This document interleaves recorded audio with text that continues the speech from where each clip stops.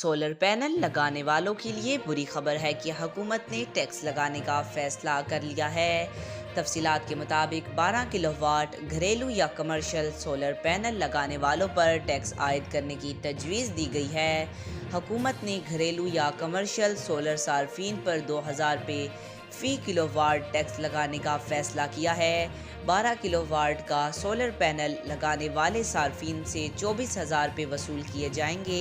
इस हवाले से सेंट्रल पावर परचेजिंग एजेंसी ने समरी वजारत बिजली को अरसाल कर दी है। पावर डिवीजन ने CPPA की समरी मंजूरी के लिए वजीर आज़म को भिजवा दी है। मुल्क में नस्ब किए गए सोलर पैनल के नरखों पर नज़रसानी की तजवीज़ भी ज़ेरे गौर है।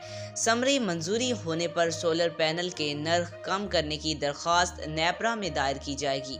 आज तक के लिए इतना ही। मज़ीद ऐसी मालूमाती वीडियो देखने के लिए हमारे चैनल को सब्सक्राइब करें।